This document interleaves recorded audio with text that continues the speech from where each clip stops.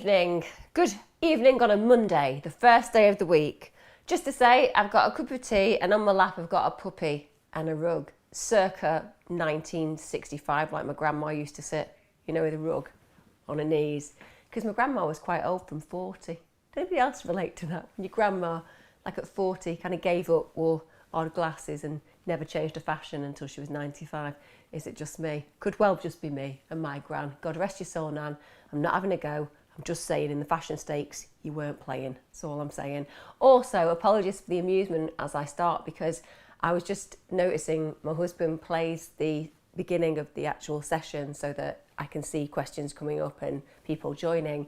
And all I could see was me just being very motionful, shall we say, and just feeling a little bit embarrassed by the fact that I was looking at myself, because I don't watch myself unless I have to watch myself.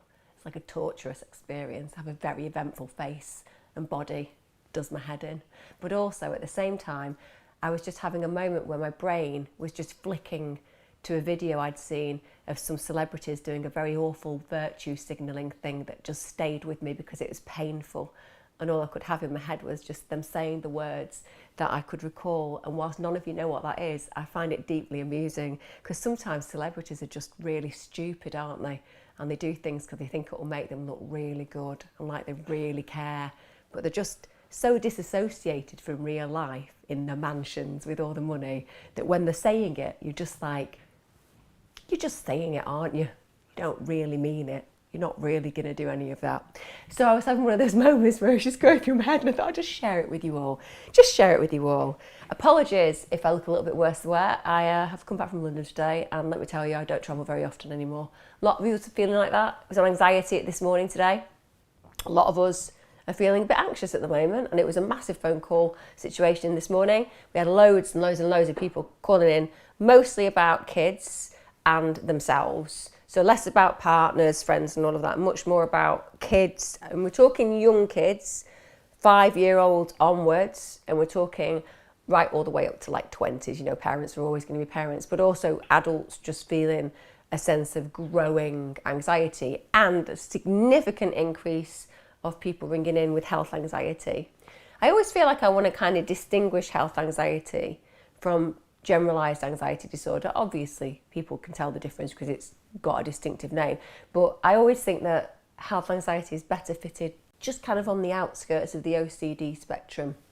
It has its own reference, you know, as a somatic disorder, but nonetheless, there's just this bit of me that wants to kind of go, oh, it's more ruminative, it's more loops in the brain, it's more ritualistic behaviour. But a lot of people feeling that increase. And I wanted to just say that at the beginning, because I'm just really aware that a lot of people are still underestimating 2 years of trauma.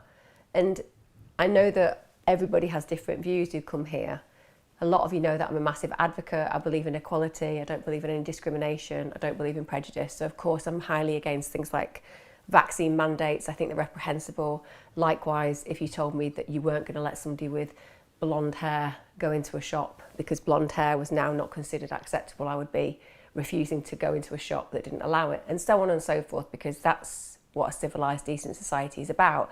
But I have no issue with people who are in other places. That's what makes a civilised society. We're allowed to debate and engage, and I think we should all be very, very aware that none of us should discriminate in any way, shape or form, because essentially if we do that, it opens the door to a huge amount of prejudice and discrimination in other areas per se.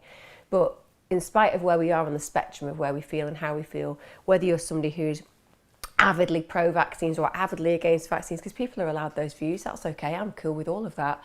The point is that you've had 2 years of trauma, and like it or otherwise, that has a place to go. It has to go somewhere.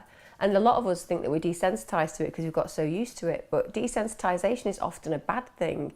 It's often a helplessness position.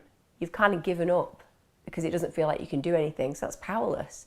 Or you feel really, really anxious and highly strung about things. And again, that's a position of powerlessness. So a lot of us who have just kind of got used to this state of being, but also don't know why we feel at the end of our tether, less patient, less able to communicate with people, angrier than we've ever been. These are all experiences that we can place on top of those feelings of added trauma. It's something that we do to deal with these feelings. And somebody asked me on Twitter before and just said, you know, that they're kind of getting to that point where they're going from 0 to 100 is what they said. I go 0 to 100 and I can't seem to control it. But you're not going from 0 to 100, you're going from 99 to 101. You don't get down to 0. And that's what most people are underestimating. People are walking around with this inordinate level of stress and anxiety, low mood, fear, a whole heap of these really challenging feelings. And what's happened is initially you would have felt that rise and it would have been noticeable and notable, and you'd have kind of been like, oh, this feels very different to how I feel normally. But then you'd put it down to what's going on around you and you'd be like, oh, this is just what I need to get used to. And then indeed you do get used to it, but you don't drop, you just kind of plateau. And so now, as we get into a point where even though there's changes and transitions, there's been quite a lot of turbulence in the past few weeks, not least the fact that we've found out that at the height of a deadly pandemic, our government were just having a right shindig and enjoying themselves together a lot, both opposition and leadership. But nonetheless, that will have added to a lot of the burden that people are carrying. The same with when we're looking at the potential of all the restrictions ending, and that's amazing. But it's also scary for some people. And this is always a minority. Some people will be like ready to go out and party. Some people will be terrified to leave their rooms. They're both probably on the minority level there because of the fact that the majority of people are just kind of hoping to get back to normal. It's less of a celebration. It's more of a, this would just be better for our society and so on and so forth. But think about that. And then think about every single percentage that's additionalized to the way that you feel every single day that might have plateaued when you were at 99 and you've got all of that high alert experience and then something trips over. It might be somebody saying a nasty word. It might be somebody getting in your way at the shops. It might be somebody stealing your parking space, although I do think that that should be criminal and we all know that. It can be very, very aggressive when people steal parking spaces. But you know, those kind of little things that I digress and joke about, the point is they can tip you over. So you're not going from 0 to 100, you've just not got down from 99. And for anybody who's trying to kind of figure out, what do I do to deal with anxiety? And it's not just anxiety really, but we do lump anxiety and depression together quite a lot. And I don't really like it. You can feel very depressed and anxious at the same time. You can feel separate to that though. And I think sometimes they're distinguishable feelings. And that can make it really challenging when somebody's dealing with anxiety and not depression and vice versa. But when you're dealing with all these feelings, it's like, okay, what are the contributory factors? Because if you can get some contributory factors and then alleviate them, even if it's 1 or 2 or 3 of the 100 you might be carrying around, well, that's 1, 2 or 3 that are removed. And if you remove them, you automatically bring down that example that I was given of the 99 to 101 to maybe an 80. And then it's kind of harder to get up to the 101. You're harder to trip over the edge. Maybe you get up to an 89. And that's how we start working in the process of dealing with anxiety. So when it comes down to contributory factors, I'm talking about assessing your life. I mean, really assessing it. And my husband and I do this quite a lot because we're completely imperfect. I mean, like, we're always recalibrating our lives. Me and my husband, we try really hard. And I think that if an external looked internally, they'd be like, oh, those two have quite a healthy lifestyle. You know, they exercise, they eat healthily.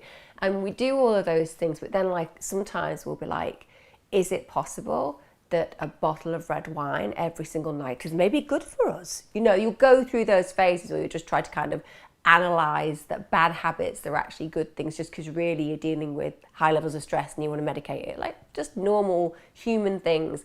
But you know it's not great for you. And a lot of us will wake up in the morning knowing that something wasn't great for us because we'll feel it on a conscious level. We'll feel it on a conscience level as well. It will almost be like a bit of a shamey kind of feeling. And that's a very separate shame to what we talk about when we're looking at things like abuse and things like that. We're talking about that shame that you feel because of actions based on your decisions that you know weren't really great for you. So contributory factors are kind of analysing that and strategizing from that. So I know that if I don't go for a walk every day, if I can't do them every day, there's always got to be a really good reason, such as I'm working flat out. So every single day I want to go for a long walk because I know that's a contributory factor to me feeling well. Every day I want to eat healthily because that's a contributory factor to me feeling well. Every day I want to spend some time with my kids because that's a contributory factor to me feeling well, and so on and so forth. Likewise, we have the contributory factors that make us feel bad. And if you don't analyse them, if you don't sit down and take stock, then you can't really do a lot to change. And I think with anxiety and depression as well, asking those questions honestly of yourself. Do you exercise? Now, really, do you? Or do you know you should exercise but choose not to? Well, that's a volunteer position. You're choosing not to do that. Do you drink too heavily? And is it time to do something different about that? Are you making sure that you're eating the right amount of nutrients? Because you can be nutritionally starving, which means that you're hungry all the time, so you'll overeat. You need to get the right nutrition in there. Are you practicing mindfulness? Are you doing meditation? Are you breathing and learning how to breathe and control that breath? Are you doing all of those things? Because if you can do all those things that you haven't done before potentially, you'll see that contributory factors on a positive level start to outweigh some of those on a negative level. And very often what will happen is people who feel on high alert and that sense of dread when they're feeling anxious, you end up at the doctors, and the doctors understandably want to sort it out, but sometimes that can mean medicating you. And the medication might be really effective on one level, but if you don't change the things that really apply to anxiety to reduce it, then often it won't be something you'll ever feel you can get off, because you'll think, well, nothing's changed apart from the medication. So my job is always to kind of think, okay, what do we do before that and how do we apply that? So the reason I'm saying it is because a lot of us are talking about our kids being anxious, we're feeling anxious, and so on and so forth. And anxiety can be dealt with effectively, but it needs strategy. And also for younger kids, if you have got kids who are anxious at the moment, I think we need to start asking our children what it is that they foresee as the threat. Because a lot of us have been in a quite a threatened state. And also with children and young people, they don't understand the power or control that they can have over their worlds to change that. I think that one of the biggest challenges for young people is having a whole host of feelings and emotions with nowhere to go. And it's like, how do we help them to create those strategies so that they can start realising that it's too big for them to manage the world out there, but it is possible to manage a locus of control within themselves. Sorry, I digress, but somebody asked me and I thought it was a good one. I've got my wonderful wife mug. I think it was $1.99. $1.99, I think that was it, wasn't it, Pete? $1.99. Probably. I can make better than that. Does it matter though? Could have been 40 quid. Does it matter? Still has wonderful wife on there, which is absolutely true. And no one can say anything about it because I literally have a mug that states it. Hi Emma, I've just been referred to alcohol addictions team by my psychologist, as she says we can't start trauma work until I'm emotionally stable. She's a good psychologist. I've basically isolated myself since COVID began, even before, due to anxiety and depression. And this is why, so it's been suggested, why I have been abusing alcohol for 2 years. This referral is now causing my anxiety to get even worse, as it was mentioned that I would require a nurse to reduce my alcohol intake, or we can even start on any trauma therapy. It just feels so overwhelming. Would really appreciate your advice. Thanks so much. So first of all, I think it's brilliant what you've got there. If people want to know what we would consider a properly rounded holistic plan of how to help somebody deal with a realm of issues that often can occur when somebody's dealing with something like anxiety and depression, and you look for other options to deal with that, which is medication. Some of us will use SSRIs and get our antidepressants. Some of us will drink alcohol. Some of us will take drugs because we're self-medicating, right?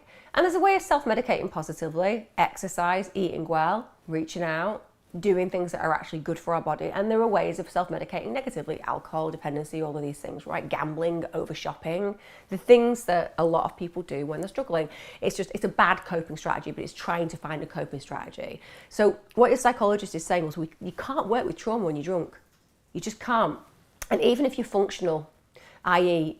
you can get up in the morning and everybody thinks you're pretty straight-headed, you're not. You're in a depressed state, your nervous system is depressed, and chemically you're not in a position where you can start to acknowledge and resolve trauma. So damn straight, they're not going to treat you at this moment in time, because you are very important and they do not want to put you at risk. And the problem is, when you're dealing with a clinical psychologist, they are highly, highly specialised. Secondly, they know safeguarding. If you are vulnerable, and they are going to add to those vulnerabilities by exploring trauma with you, and you are in a position where you have got alcohol in your system constantly, and you're in a depressed state, as in nervous system wise, because of the alcohol, you could end up doing something that is very, very bad for you, but also for them, because of the fact that you're in their care. So it's really imperative that they make you as healthy as possible. So what she's done is informed you of what they're going to do, and it's like a wraparound service that, yeah, you're going to have to come off the alcohol, right? And that's terrifying because you've been using that.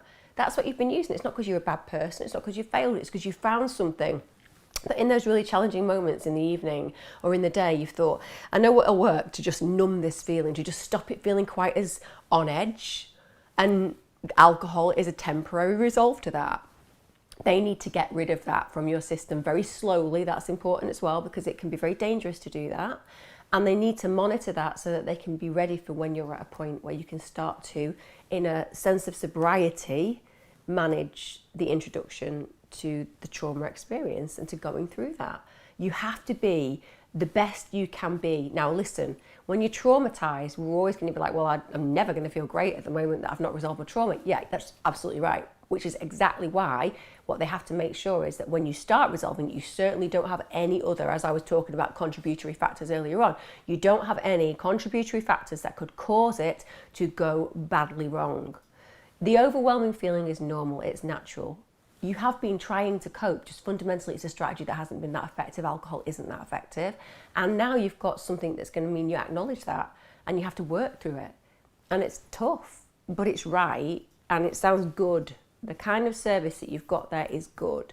So the CPN, it's introducing another person, I get it. Having to come off the alcohol, it's daunting. That's been what you've been using. So now it's like, okay, well, if I'm going to give that up, what am I going to bring in?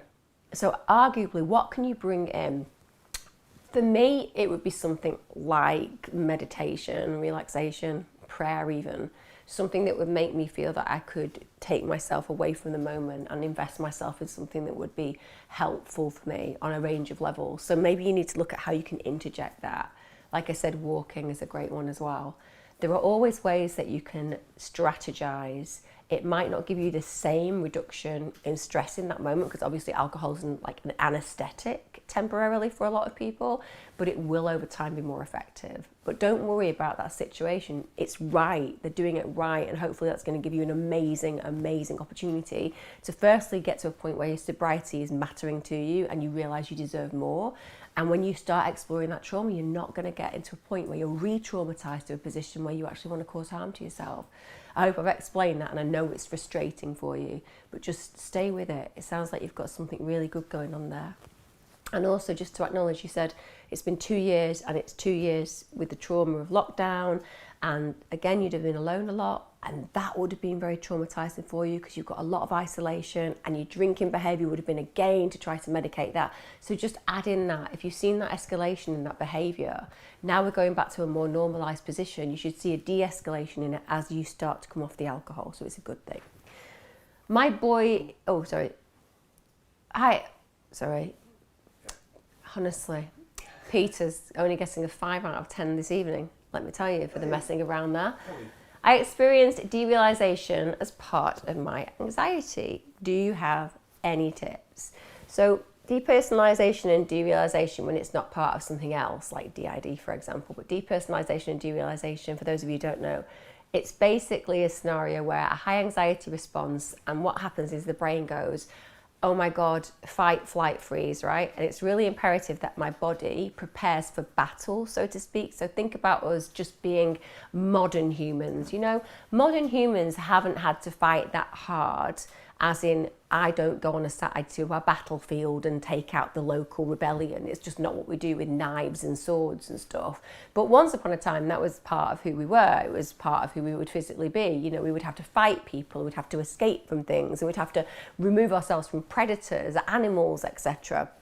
So derealization and depersonalization, really it's an anxiety response where your brain wants to make sure that it sends a lot of adrenaline and cortisol to your extremities, like your hands and your legs, so that if you just happen to get one cut off in some horrible circumstance, like bitten by a predator or cut off with a sword, well, it will basically mean that you clot in a better way than you would do if you weren't prepared.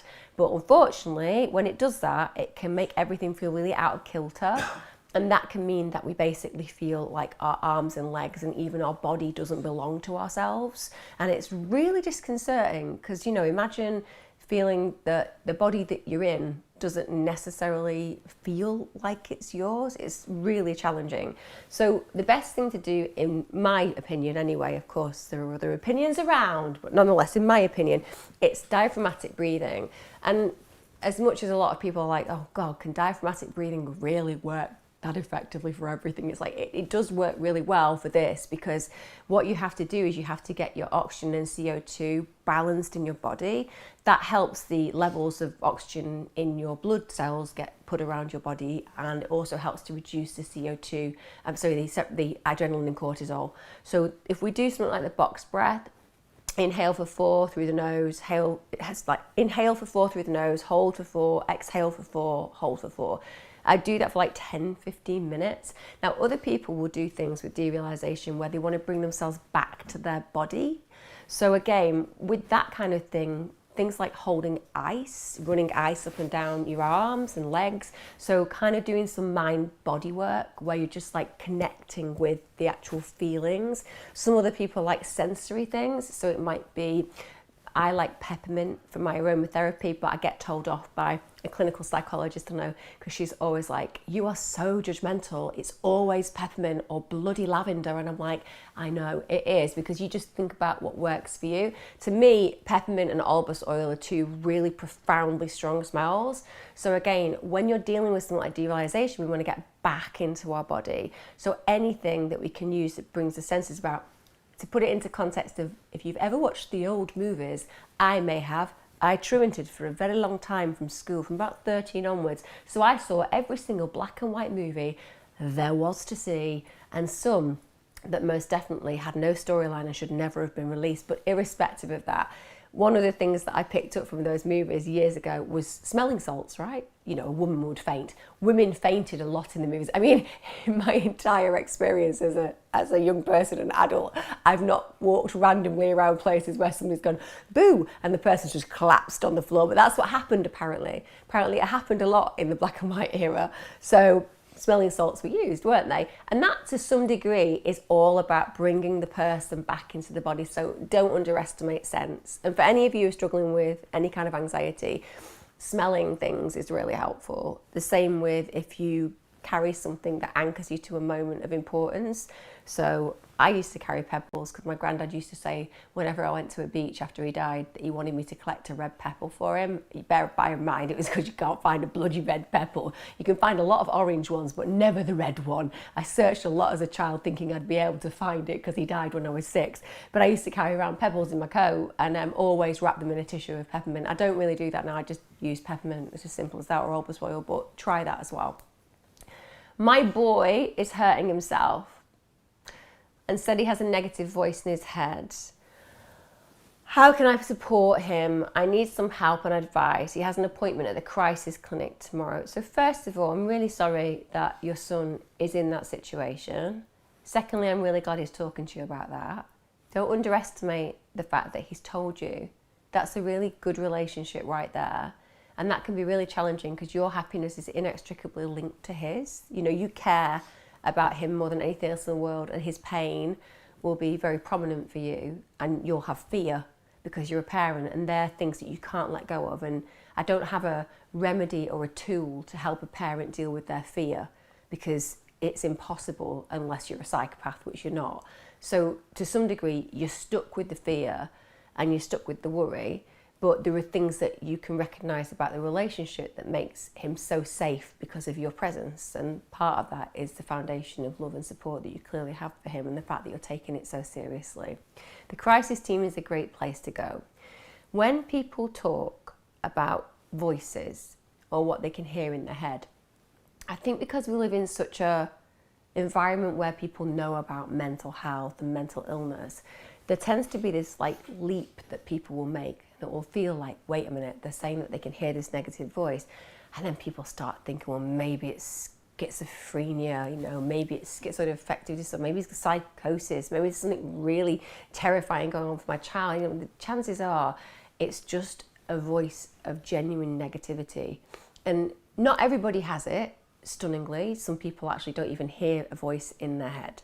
But for a lot of us, we have voices that we hear. We talk to ourselves, we converse. If you're me, I've got accents of mine. It's just the way that my brain works. And sometimes I speak out loud and I'll have that conversation with myself. Everyone has a different kind of way of coping in that respect. When children are like really anxious and they're learning the voice of the society around them, And the voice of the society around most of us is pretty critical. I don't think we talk about that very often. I don't think we talk about it enough. If you all take a moment to just step back, ask yourself how often you have your head going like this to you. Good job, you're awesome, you're probably the best person that I've ever met. Everybody should like you, you look great in that outfit. I think chances are you're probably the most clever person that has ever existed. You should definitely have that cake. Have that cake because you deserve cake. You are gorgeous and beautiful, and honestly, I wouldn't change anything about you.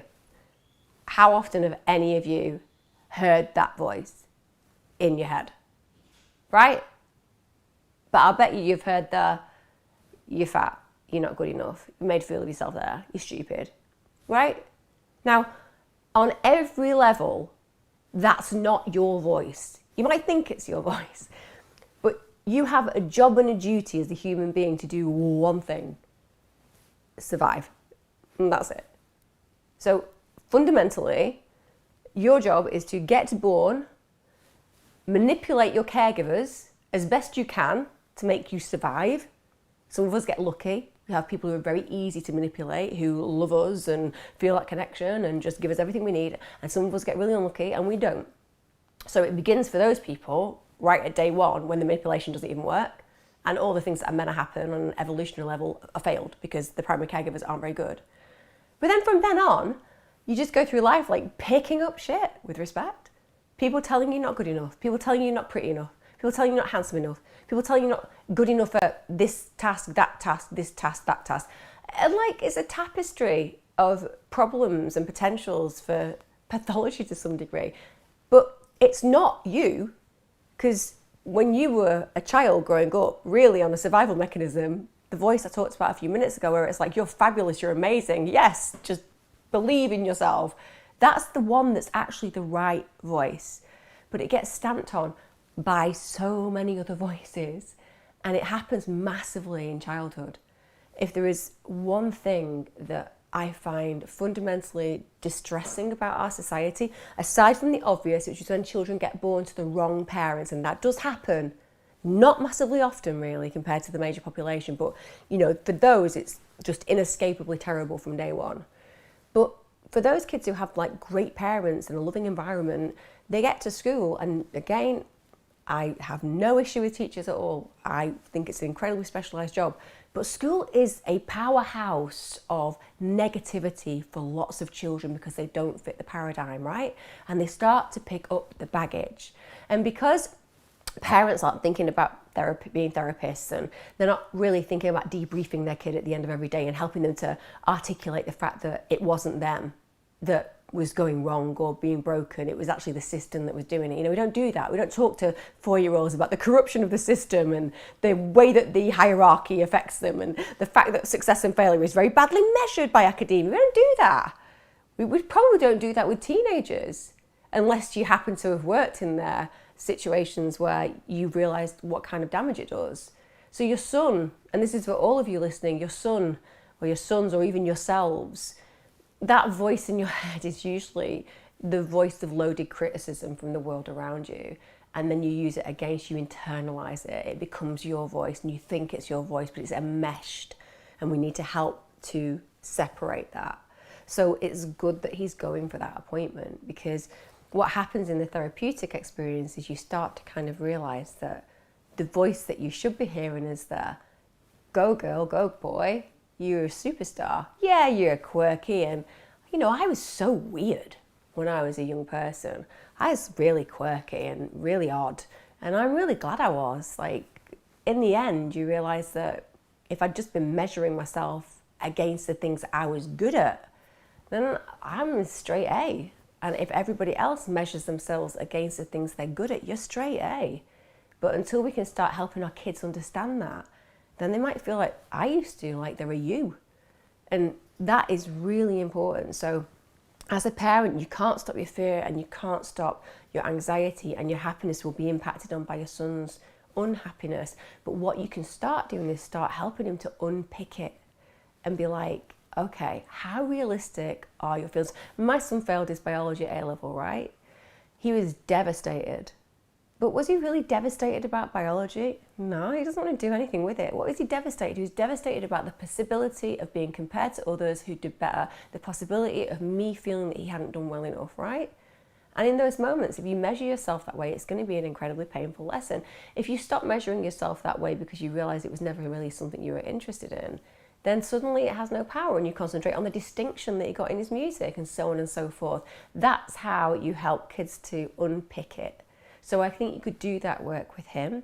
The thing about self-harm, it's a really bad coping strategy, but it's a coping strategy nonetheless. And don't get me wrong, I won't deny that that puts them at risk of other things. Of course it does. There is a higher incidence for things like being seen at A&E within 5 years when you're self-harming, because you might put yourself in danger. But you're doing this really early on. You're getting in there with him, and that's powerful. Also, the majority of people who harm stop harming.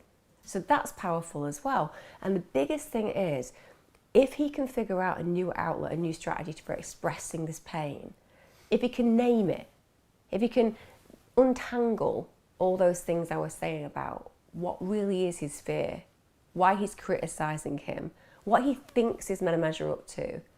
Like, when are we actually helping kids to understand that the measure that they're giving themselves is just a measure that's a poor reflection? That's the issue. And to start helping them stand in their uniqueness. And that might be a uniqueness that fails every exam.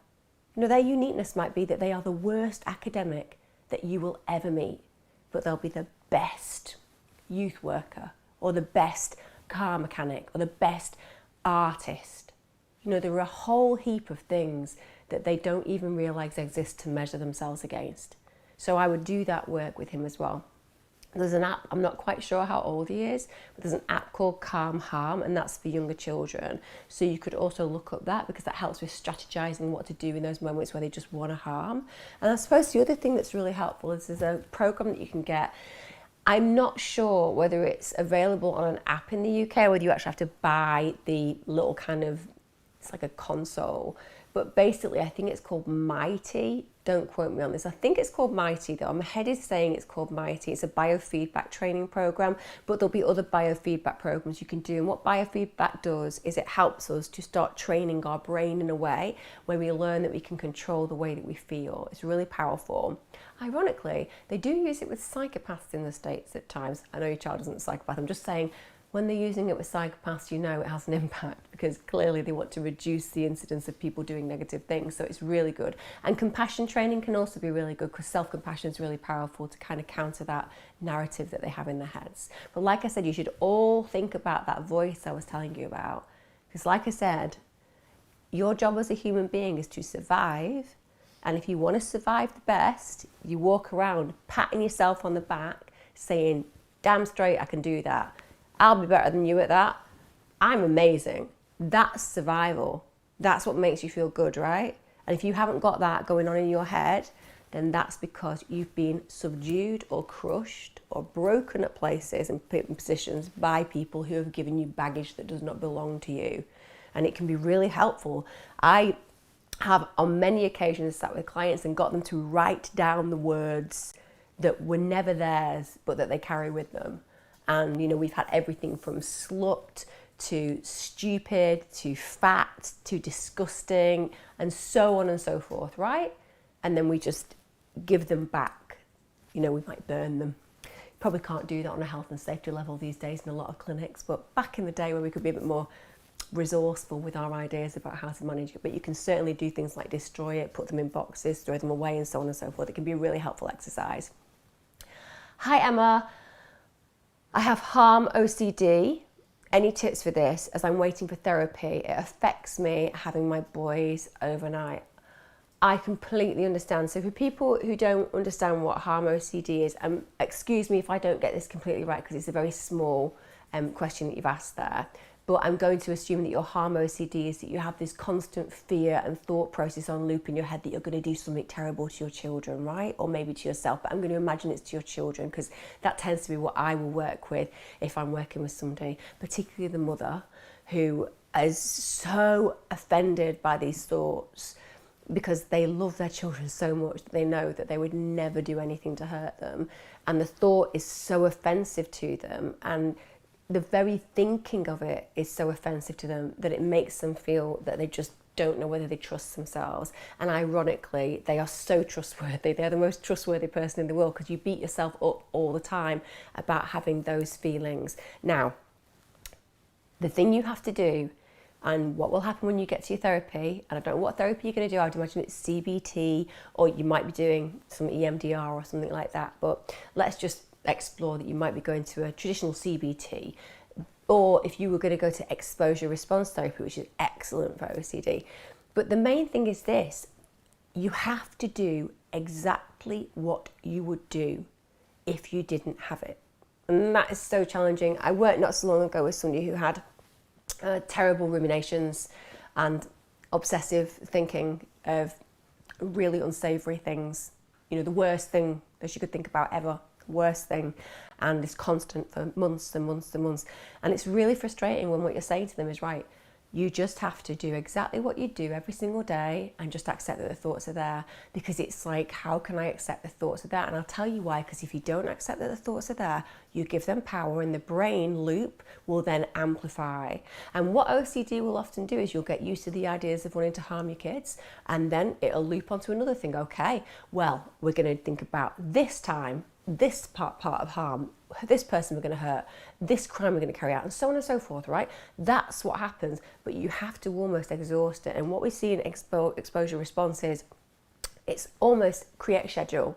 I don't mean an obsessive getting up and doing the old rituals or anything like that. I'm talking about just a loose thing of what you would have done before you got these thoughts of harm. So I want you to go back to a day that you wouldn't have had these thoughts and feelings, right? Because there will have been a day, and I want you to just plan out an ordinary experience of what you would have done. It might be waking up at a certain time, eating a certain food. It might be going for a walk. It might then be going to the gym. All these different things that you would just have done, and you just go through the motions of doing it. And whilst those things, thinking is always there, you just accept that they're there and you get on with everything else. And that's really challenging for people, but it's the most positive thing in the long term, because what happens, your brain recalibrates. You don't give it power. You accept it's just a thought. It's not an action. It's not a reality. And you minimize it in the end by just allowing it to have its space. You don't reassure yourself about it. You don't ask for others for reassurance. You just allow it to be part of your psyche, knowing that you will never act on it. It is just a part of OCD and it's going to go away. And that's the most powerful thing that I can tell you about how to manage that in between waiting for help. It's to know that you will absolutely never harm your children. It's not in your frame of reference. This is what OCD does. It's a very high anxiety response. So of course, all the things I've said before, you know, if you had the opportunity to go and join an open water swimming club, I would suggest doing things like that. Things that are really powerful and natural and help with exercise and help with like a connection with nature and help to reduce stress. Anything that can do that as well is going to be really, really helpful. But when it comes down to those loops of thought, you just acknowledge that there is no power in them. It is just a thought. Don't get me wrong, I'm not underestimating how painful that is for you and how it, you know, makes you struggle with something you don't deserve to struggle with because you love those children. That's why it's picked it. That's why the OCD has got that loop, because that the OCD knows that's your worst fear. It's using it against you. Don't let it. It's just a thought. That's all it is. It's just a thought. Just let it come, let it go, let it come, let it go. And I know that, like I said, the fact that you're sensitive and your temperament is such that you care about those thoughts and feelings. And I'm saying don't. Just let them go. Let them come. Let them be, and just see them sideways, because that's very challenging, but it works. It really does. And I'm really glad that you've got the help. And also, OCD UK is a good resource, but also Anxiety UK. If you go on there at the moment, they've got some pretty awesome support groups. Now, arguably, as you know, when we're dealing with things like OCD and we're dealing with anxiety per se, particularly health anxiety and things like that, We don't want to be doing lots of reassurance, you're fine, you're fine, you're fine, because actually then you'll be seeking it out and it gives power away. It's all about you figuring it out. But Anxiety UK at the moment for £2.50, if you join, you've got to join Anxiety UK. There's a fee, I think it's probably about £100 for the year. You don't have to, but you can do group work then with them, support groups for £2.50, and I think it's £10 if you're not a member. So like if you'd want to try it out first of all before you paid a little membership fee, and bear in mind there's a huge amount of resources on Anxiety UK, that could be something really helpful for you because of the fact that it will really encourage you to feel that you're not on your own. And there's lots of people who completely acknowledge how challenging it is. And even though we're talking about OCD and ruminations there and thought loops, you know, health anxiety, I was kind of re-educating myself about stuff because I read journals all the time. But, you know, 1 in 20 people are struggling with it. And that's a huge, huge portion. And generalised anxiety disorder will be higher. And OCD is obviously on all of those spectrums. So go on OCD UK and also definitely look at Anxiety UK for those groups. Any advice on agoraphobia for 6 years now? The hard bit here is, with a phobia, it's always going to be this exposure. It doesn't matter what therapy we have. It doesn't matter how much we talk. I'm going to have to get you doing it. And so it's almost like finding a practitioner, ideally if you can find a therapist, who specialises in phobias and is going to get you to do exposure work with them. And I often give an example on this chat that I had a girl who was terrified of tomato ketchup and it was totally ruining her life. It took a very short amount of time, 1 session, and she was painting in ketchup. Now, the reason for that was she understood very quickly that her phobia was actually her only outlet for these really unmanageable feelings that she didn't feel entitled to have.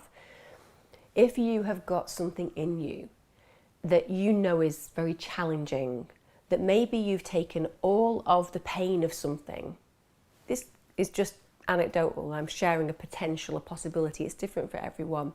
But let's imagine that really you've got some pretty unmanageable feelings. Maybe you've been traumatized, maybe you lost something really important to you, but there's been this magnitude of pain, but you're quite an agreeable person. You like to please people. You don't like letting people down. So you don't want to just say to somebody like, well, actually, I'm having a really bad time. I need A, B, and C. Instead, you kind of go, I'm not really entitled to any of that. I don't really want to put on anybody else. But hey, if there's this fear, and I've got something physical now, I can be fearful of this. And everyone around me understands that, well, this is a fear. This is why I'm having this really traumatic reaction to this moment. And people are kind of a bit frustrated sometimes, but quite forgiving. You know, this is something you can't out of fear. And they allow you those feelings, and suddenly you have a reason to have a place of feeling in your world emotionally. Often people will do that. And the problem we've got there is, well, you're only allowed to have that feeling in those certain circumstances. Well, no, you're entitled to have those feelings at any time. There's no good or bad feeling, there's just feeling. And it's okay to feel. And it's okay to feel bad stuff because it's just a feeling that needs to tell you so that you're informed and you can move through it. And that's what emotional prompts are for. So my job would be to go, right, we're going to go and do what you're really scared of. And then I'd be getting you to do things like breathing, and we might only go close to where we're going to be exposed to it. We might only get a little bit closer to it next time, and then we might be facing the fear fully, or we might get there really quickly. But my thing is always like, what is it that that phobia is representing to you and for you? What's the payoff of not doing that thing? Because we always get a payoff for our behaviour. It's as simple as that. There's always a reasoning why we're doing it, even when it seems to be destructive. It manages something unmanageable for us in the moment. It gives us a reason to react emotionally. And my job is to help people go, I don't need that, because it's okay to just feel these feelings, even the ones that are really tough to feel. And it's okay to say, I feel those feelings. And it's okay to feel disagreeable about certain things. I don't have to be nice to everybody and everything. I don't have to take all of this and compartmentalise it and just throw it at that issue. I can be entitled to have these feelings. So that's what I would say. And I'm really glad that you're going to get some therapy around it. But I would argue that you need to get some exposure work without a doubt. And if you can't afford to do that, you can do it on the NHS. But I mean, a lot of it will just be about getting you back to exposure. So any of those things are helpful. I mean, anchoring you could look at doing just to relax you. I've talked about diaphragmatic breathing, meditation, they're all helpful.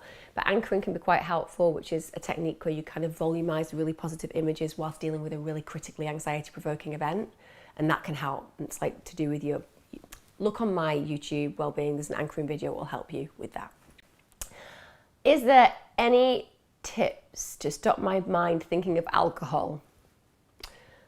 I want my children back in my life and I feel stopping the booze has helped. 8 days sober is amazing for me. I was drinking a litre of vodka a day. So first off, 8 days sober is no easy feat. You are at the most critical juncture, right? To go from drinking, I mean, I will tell you, I would have really liked to go to the doctors before you did it by yourself. And if you're having any physical symptoms that are manageable right now, I would want you to go to the doctors.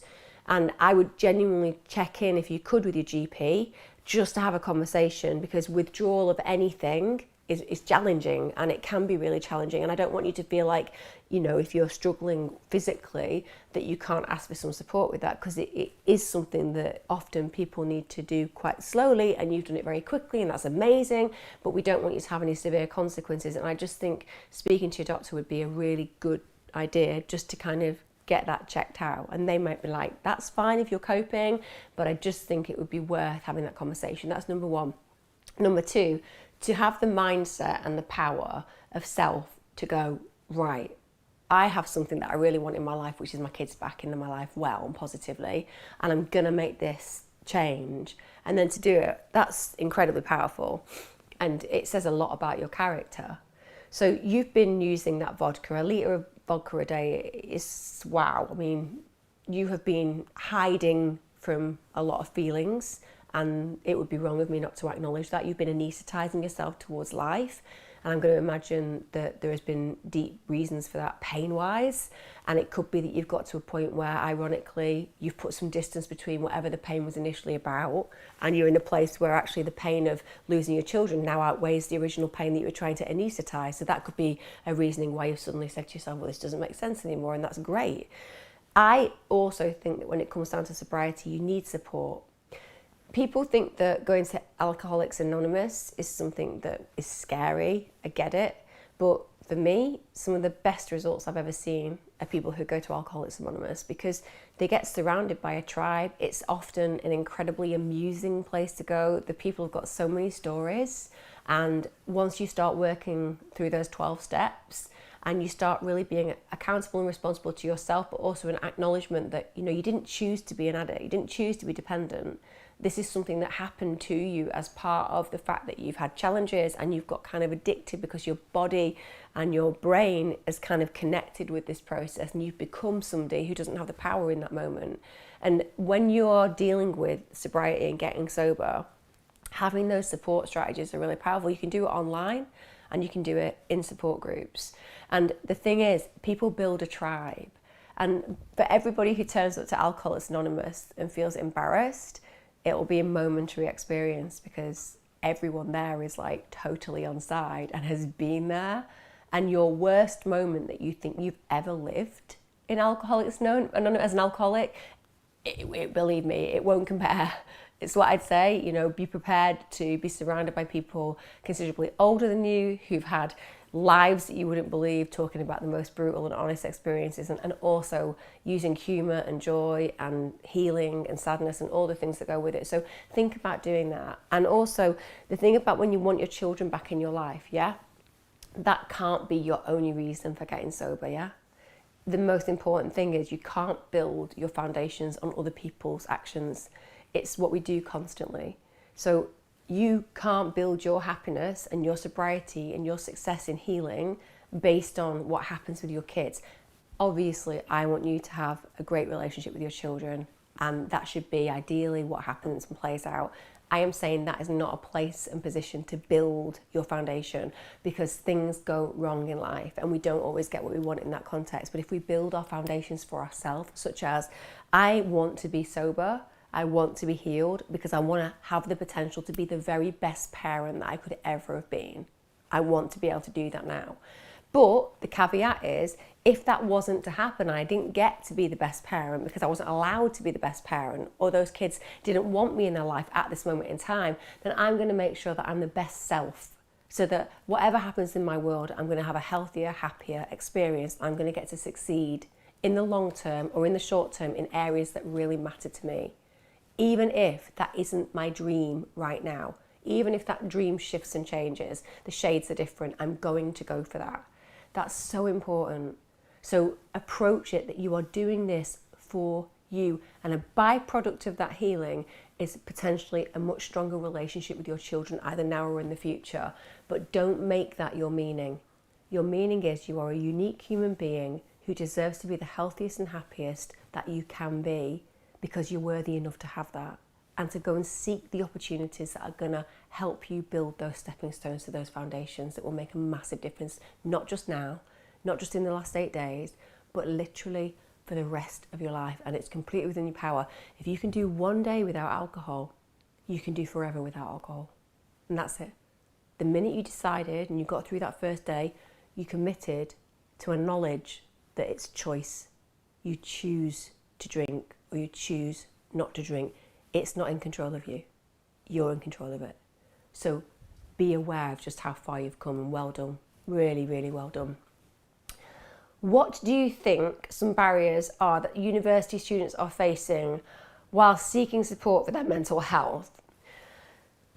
I mean, every university is different. So I suppose one barrier would be that they don't actually have a mental health service. So I was really lucky because at Manchester University, where I studied and postgrad and masters and things like that, I also worked as a counsellor, and it was an amazing service. You know, we had students coming to us and they were seen very quickly, and it was sometimes longer term than 6-12 sessions. You know, I had clients that lasted a year, and the barriers weren't really present aside from the one that says, I need to walk in and ask for some help, because you could self-refer as well as being referred from other people. And that's a pretty big deal, isn't it?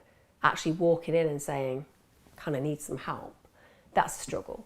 So if the service is there, I suppose the main barrier is, how do I anticipate this is going to play out for me? And do I feel I've got the confidence to just step in there and say, I'm really struggling? Secondly, a barrier, if we just forget all of that, is just acknowledging that you have something that's going on for you.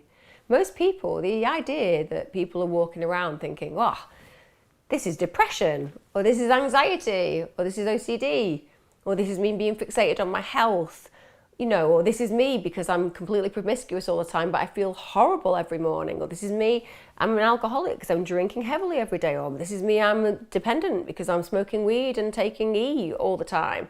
That's just not how we think most of the time.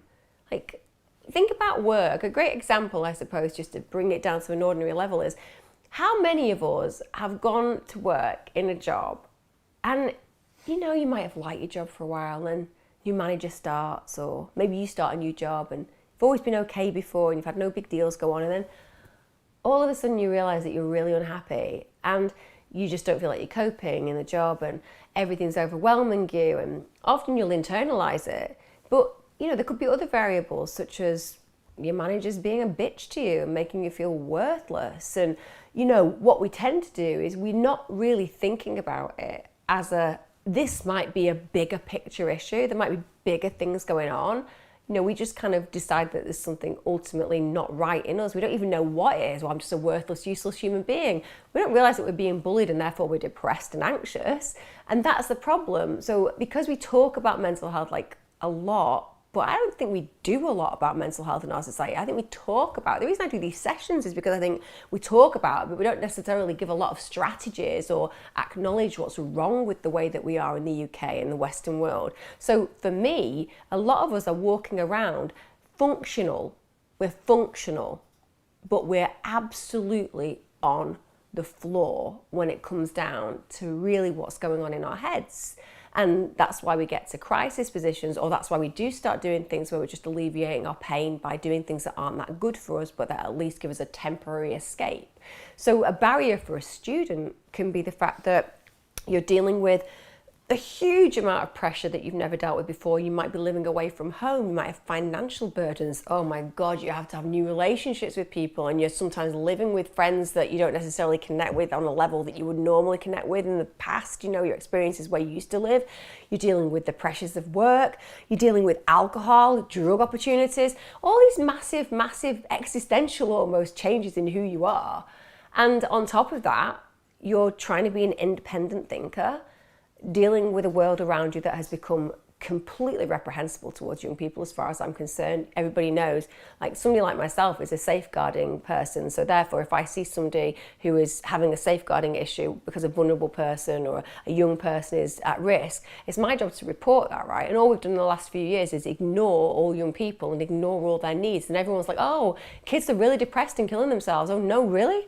Really, are they? Oh, I wonder why that is. Could it be that we've just abandoned young people? Could it be that we've just failed them massively? Could it be that? I don't know, I'm just going to throw it out there.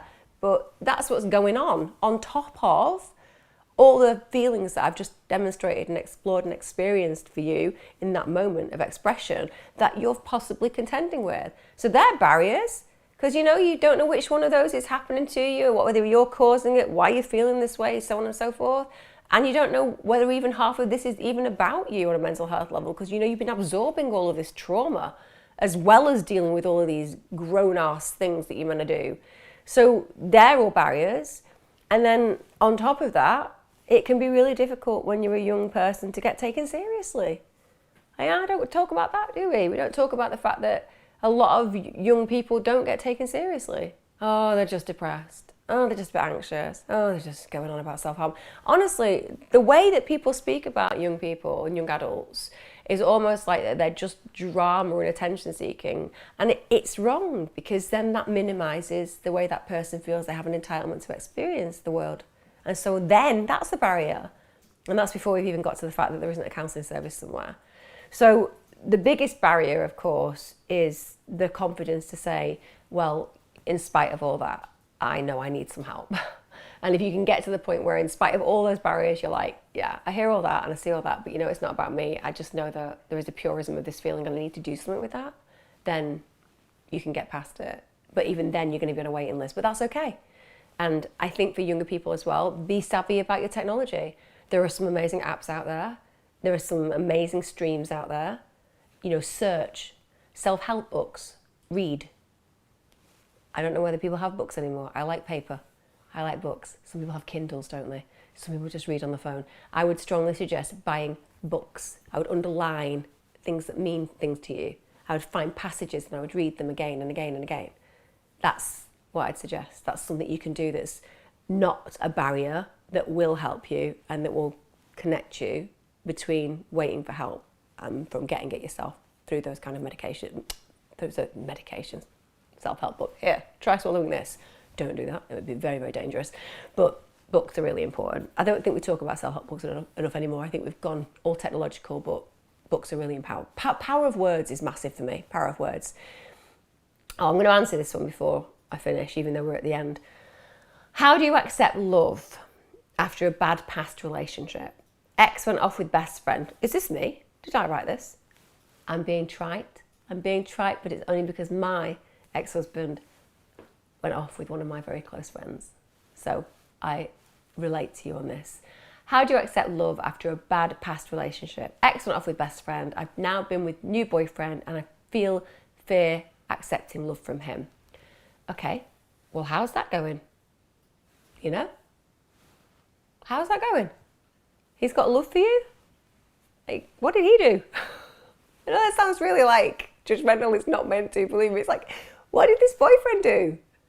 You're punishing him for some other guy. You've got a new boyfriend and you'll be going through the motions of falling, if it's a relationship that you like, in love with him, but you're deciding that the barrier that you're going to place up for him, the bar for him when he didn't cause any of the mayhem, that's the other guy. And as he left your life, and you are lucky because now the world is opening for you and you have an opportunity to have and feel love and to take risks. Because, listen, I don't know. You don't know. Your boyfriend might leave you. Okay? You've gained absolutely nothing from wasting your time with him. if you don't let him love you, and if you don't feel love for him, it's just don't have it. I mean that. You're wasting his time. He deserves more than that, doesn't he? He doesn't deserve to be punished because of another man's actions. That would be punishing him. He's done nothing wrong. So you have to reframe it. You're entitled to love, but you're not entitled to an absolute surety that you will not have that love taken from you. That isn't how it works. And we have to have that conversation, right? I don't know. My husband loves me to pieces. My ex-husband, who I really respect and really like, my ex-husband is a great guy. We weren't meant to be married. That's why he went off with somebody else. And the truth is that we've both got different lives now. And that's okay. It doesn't mean that I have to hate him. I'm really glad he cleared the space because now I have a really loving relationship with my husband. I didn't blame my new husband for my old husband's misdemeanors. However, I still don't get a clear pass because, he might die tomorrow. So that will hurt. I will have my love removed. And there is nothing I can do about that. So do I decide today that I'm not going to open myself up to that love to protect myself from something that may happen? Well, then I miss all of the beauty of the moment which is happening. I can't promise you that this boyfriend that you're with now is going to be the love of your life and make you feel happy forever with him. Likewise, I can't promise him that you'll do the same for him. Who knows? In 2 years' time, you might meet somebody and think, prefer them. We don't get that. That's future.